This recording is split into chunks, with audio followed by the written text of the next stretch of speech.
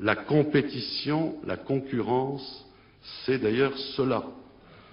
C'est le jeu où des producteurs placés dans des situations particulières, avec des capacités et des savoir-faire différents, s'efforcent en permanence de se dépasser afin de produire à moindre coût et de vendre davantage. Gardons-nous donc de la vision angélique et réductrice d'une internationalisation économique dégagée de toute référence aux nationalités. Pour garder leur efficacité, les entreprises ont à prendre en compte les caractéristiques des marchés locaux, des mentalités, des comportements, des langues. Tenir l'économie mondiale pour un système unitaire et indifférencié procède à l'évidence d'une analyse superficielle.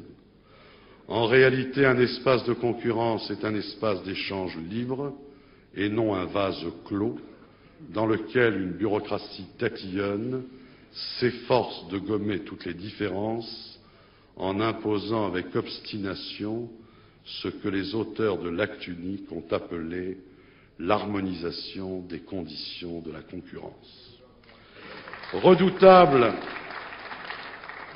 Redoutable contresens économique d'ailleurs que cette disposition à laquelle nous devons déjà des centaines et des centaines de directives et de règlements communautaires.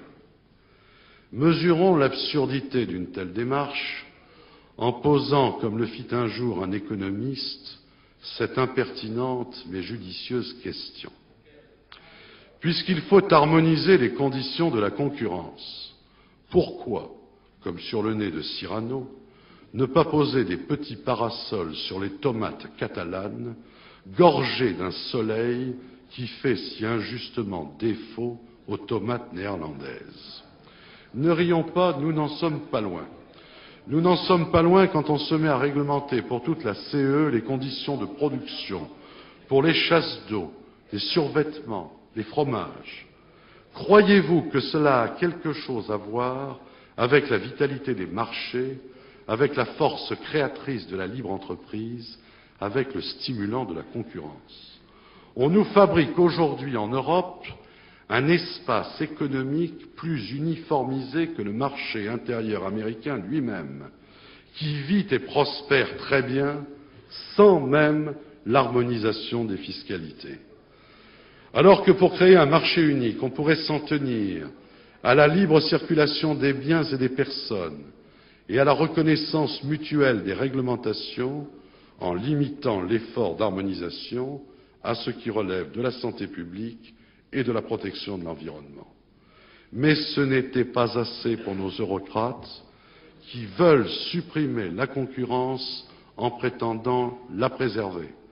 On met en avant de prétendus impératifs de concurrence pour réglementer, centraliser, diriger l'économie européenne, à la seule fin non d'accroître l'efficacité et la prospérité commune, mais de forger à la fois l'instrument et la raison d'être d'un futur gouvernement fédéral.